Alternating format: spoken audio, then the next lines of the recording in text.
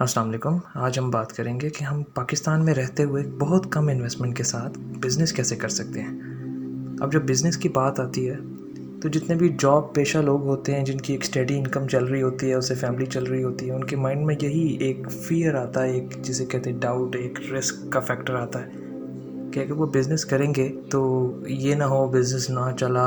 Business का एक उसूल भी चलता आ रहा है, पिछले काफ़ी सैकड़ों सालों से हम सुनते आ रहे हैं कि पहले हमें इसमें इन्वेस्ट करना पड़ता है, फिर उसके बाद हमें उसके अंदर उसमें वेट करना पड़ता है, प्रॉफिट लॉस की टेंशन होती है और एक असासा आपकी जेब में होना चाहिए ऑलरेडी। इस तरह के बहुत सारे फैक्टर्स आते हैं आपके माइंड में जो आपको ये स्टेप लेने से रोकते हैं। हमारा एक कल्चर इस तरह का चलता आ रहा है, बल्कि कल्चर क्या, ये एक ट्रेंड और एक जिसे कहते हैं कि एक माइंडसेट चलता आ रहा है कि हर बंदा ये चाहता है कि मैं रातों रात अमीर हो जाऊं, रातों रात मेरा कोई बिज़नेस शूट कर जाए। ऐसा होता भी है, लेकिन वो एक्चुअली लक नहीं होती, वो अच्छी प्लानिंग और अच्छी मार्केटिंग होती है अपने बिज़नेस की। वो कैसे होती है वो मैं आपको बताता हूँ। अब हम शुरू करते हैं कि हम पाकिस्तान में बिज़नेस कैसे कर सकते हैं बहुत कम इन्वेस्टमेंट के साथ, क्योंकि जब इन्वेस्टमेंट कम होती है तो आपको ये दुख नहीं होता कि बिज़नेस ना चला। तो वो जब दुख नहीं होता आपको, तो आपका एक फैक्टर ऐसा आता है कि आपकी एफिशिएंसी ज़्यादा तेज़ होती है उस बिज़नेस में, जिसमें आपको फ़ियर नहीं होता, खौफ नहीं होता।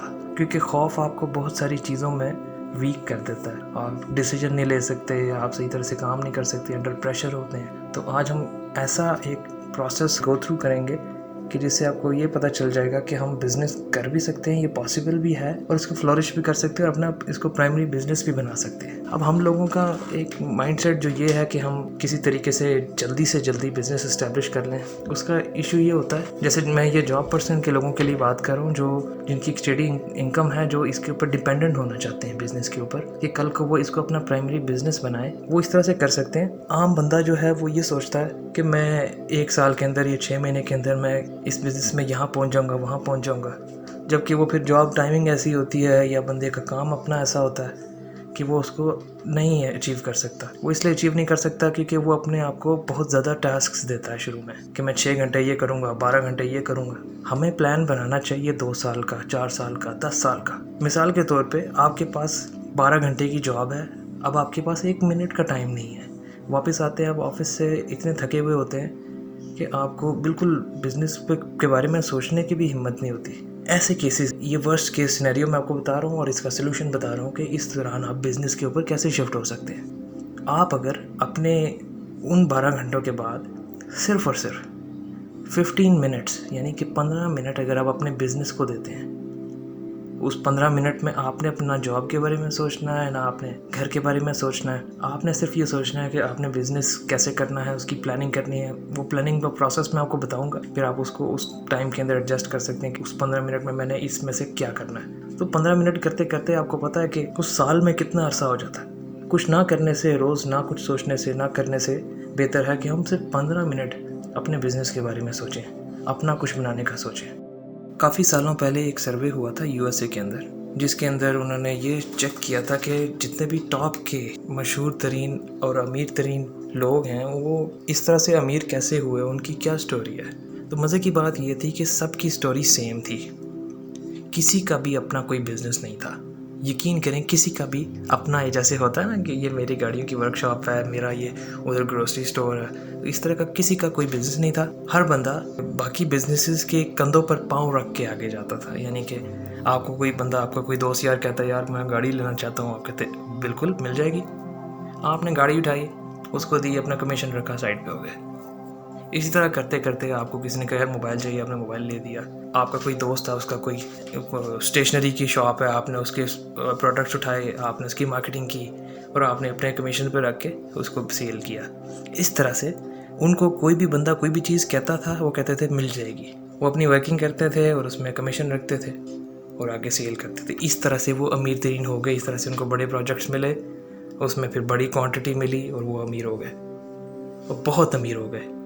ये स्टोरी है। अब वो प्रोडक्ट्स कहाँ से आएंगे वो मैं आपको गाइड करता हूँ। सबसे पहले तो आप अपने आसपास देखते हैं कि कोई भी ऐसा बंदा जो परमानेंटली बिजनेस कर रहा हो, यानी कि किसी कोई शॉप हो, किसी की कोई सर्विसेज की कोई बिजनेस हो, मतलब इस तरह से कि कोई छोटा प्रोडक्ट हो जिसको आप समझते हैं कि आप उसको सेल कर सकते हैं। आप उससे वो प्रोडक्ट उठाते नहीं है, परचेज नहीं करते, आप सिर्फ ये सोच लेते हैं ठीक है ये प्रोडक्ट है, ये यहाँ से इतने का मिल रहा है, मैं इसको इतने का बेचूँगा।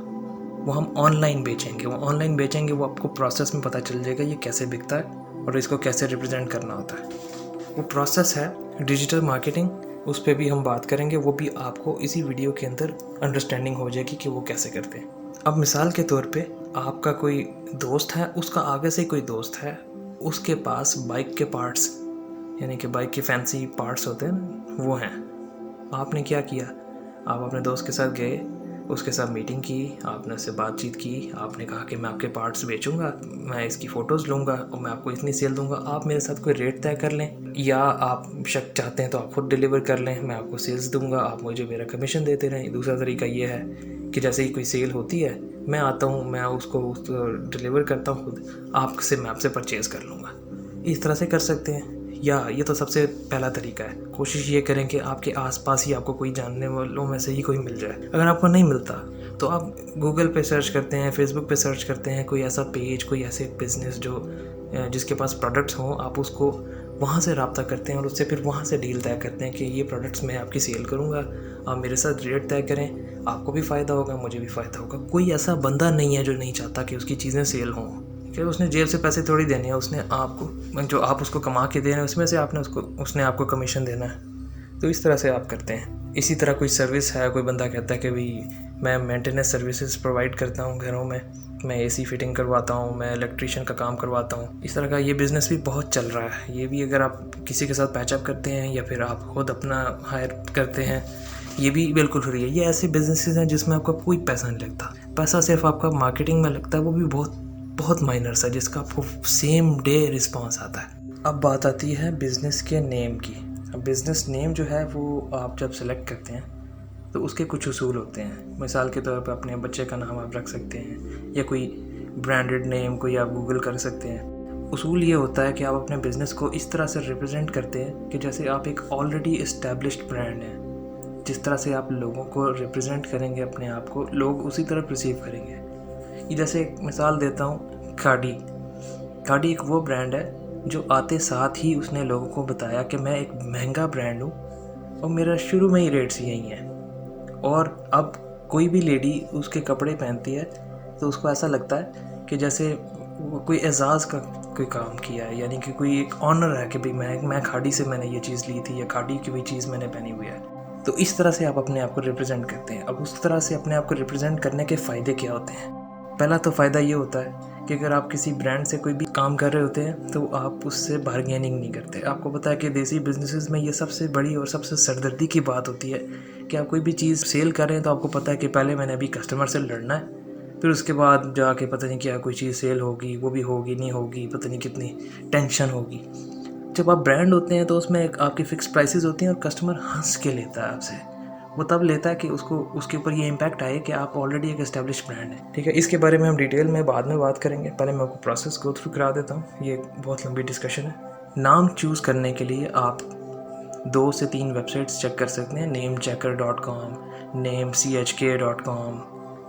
उन साइट्स पर नाम चेक करने का मकसद क्या होता है? उन साइट्स पर अब आप कोई भी नाम सेलेक्ट करते हैं, मिसाल के तौर पे आपका फूड का बिज़नेस है और आप शुरू करना चाहते हैं कामिल फूड्स के नाम से या कोई भी ऐसी चीज़, तो आप उसको वहाँ पे सर्च करते हैं तो आपको सारा डाटा आ जाता है कि आपकी वेबसाइट के लिए आपकी डोमेन रजिस्टर्ड है, अवेलेबल है कि नहीं है, फेसबुक पे यूज़र नेम अवेलेबल है, इंस्टाग्राम है, पिंटरेस्ट है, इस तरह की, ये ट्विटर वगैरह, ये चंद 5-6 चीज़ें ऐसी हैं। अगर आपको ये सारी जगहों पे सेम नाम मिल जाता है, यूज़र नेम, तो आपका एक ऐसा इम्पैक्ट जाता है कस्टमर के ऊपर कि आप एक ऑलरेडी इस्टेब्लिश्ड ब्रांड है। जब आप उसके कार्ड वगैरह छपवाते हैं या कोई ऐसी चीज़ करते हैं तो कस्टमर के ऊपर ये इम्पैक्ट जाता है कि ये प्री प्लान्ड सिस्टम है और आप सिर्फ लोगोज लगाते हैं, आगे सिर्फ एक ही नाम लिखते हैं, सारी जगह पर सेम यूज़र नेम आपको मिल जाता है। इसलिए आप नाम यूनिक चूज़ करते हैं और ये ऐसा चूज़ करते हैं जो हर जगह पे अवेलेबल हो, जो कि आप बेशक गूगल पे चेक करें, नेम चेकर लिखें, पहली 2-3 साइट्स हैं उस पर आप जाके नेम चेक कर सकते हैं। अब बारी आती है लोगों की। लोगो जो है वो आप बनाते हैं फ़ोटोशॉप के ऊपर। अगर आपको फ़ोटोशॉप नहीं आता तो बहुत सारी मोबाइल पे ऐसी ऐप्स हैं जिसमें आप डिज़ाइनिंग कर सकते हैं। आप गूगल पे लिख सकते हैं लोगो क्रिएटर ऑनलाइन, वहाँ से बना सकते हैं लोगो। उसकी बेइंतहा ऑप्शंस हैं, किसी भी तरीके से आप अपना एक अच्छा सा लोगो, ऐसा लोगो कि ऐसा लगे कि ये कोई बड़ी कंपनी है, इस तरह का लोगो आप बनाते हैं। अब आप जब अपना ब्रांड इस्टेब्लिश करेंगे, आप एक प्लेटफॉर्म बनाएंगे, आप एक फेसबुक पेज बनाएंगे, या आप कोई वेबसाइट बनाएंगे, या नहीं बनाएंगे लेकिन आप अपनी डोमेन रजिस्टर करके रख लेंगे, या नहीं भी करेंगे तो कोई मसला नहीं है। आपके पास एक ऐसा प्लेटफॉर्म होना चाहिए, कोई इंस्टाग्राम हो, कोई टिकटॉक हो। ये बिज़नेस टू बिज़नेस डिपेंड करता है। जैसे मिसाल के तौर पे आपको ये पता है कि जो न्यू जनरेशन है, जो 2002 के बाद से आई है, वो सारी टिकटॉक पे है। आप चाहते हैं कि कोई जनरेशन जो 1990s की है वो सारी फेसबुक के ऊपर है। इस तरह से जनरेशन डिवाइड हुई हुई है। जौन सा बिज़नेस आप सेलेक्ट करते हैं, आप उस प्लेटफॉर्म पे उसकी मार्केटिंग करते हैं। आपने बिज़नेस सेलेक्ट कर लिया, अब आपने सबसे पहले लोगो सेलेक्ट करना है। लोगो सेलेक्ट कर लिया, लोगो फ्री बन गया, पोस्ट फ्री बन गई। अब ये वो फार्मूला है जो ऑलरेडी एस्टेब्लिश्ड है, यानी कि ये वो काम है जो ऑलरेडी लोग करके इसके ऊपर बहुत ज़्यादा अच्छे लेवल पर पहुंच चुके हैं। इसलिए स्पेशली लॉकडाउन के हालात में, जैसे अभी पाकिस्तान में एपिडेमिक आया हुआ है, बहुत सारे लोग हैं जो जॉबलेस हो गए हैं, बहुत सारे लोग हैं जो इस टाइम कोई ना कोई अल्टरनेटिव ढूंढ रहे हैं। कुछ लोग घर पे बैठ के मूवीज़ देख रहे हैं, कुछ लोग कोई लैंग्वेज सीख रहे हैं, कुछ लोग कोई फिटनेस प्रोग्राम्स उन्होंने ज्वाइन किए हुए हैं। तो इस दौरान ये बेस्ट टाइम है इसको एक्सपेरिमेंट करने का, इसको एक्सपीरियंस करने का। बिज़नेस यहाँ पर आप अपना एस्टेब्लिश कर सकते हैं, आप इसको परस्यू कर सकते हैं अपने शौक़ को, जो आपका बिज़नेस का शौक़ है। आप कोई भी बिज़नेस, किसी भी बिज़नेस से आप रब्ता कर सकते हैं। वो आपको प्रोडक्ट देंगे, कुछ लोग थोड़ी मार्जिन पे देंगे, कुछ लोग ज़्यादा पे देंगे।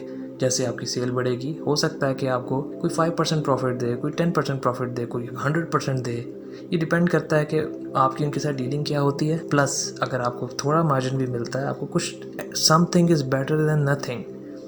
तो जैसे जैसे आप सेल देते हैं उनको, तो अब आपका मार्जिन खुद ब खुद, लोगों को जब ट्रस्ट आता है कि यार ये तो सेल कर रहा है बंदा, तो ऑटोमेटिकली आपकी सेल बढ़ती है। आप ग्रुप्स ज्वाइन करते हैं, जैसे buy and sell in Islamabad, buy and sell in Lahore, buy and sell in Gujranwala. इस तरह के जिस जगह पे आपकी मार्केट है, वहाँ पर आप उसको ज्वाइन करके उस पोस्ट को शेयर करते हैं, ज़्यादा से ज़्यादा डेली करते हैं, हर घंटे बाद करते हैं। तो आपको लाजमी बगैर बूस्ट के भी आपको रिस्पांस आ जाता है। इस तरह से है, आप लाजमी इसको दोस्तों के साथ शेयर कीजिएगा। अगर आपको पसंद आई वीडियो तो आप प्लीज़ इसको लाइक कीजिएगा, कमेंट कीजिएगा, लाजमी फीडबैक दीजिएगा, बहुत खुशी होगी मुझे। उसके अलावा आप सब्सक्राइब कीजिएगा चैनल को। बहुत शुक्रिया आपका, अपना ख्याल रखिएगा।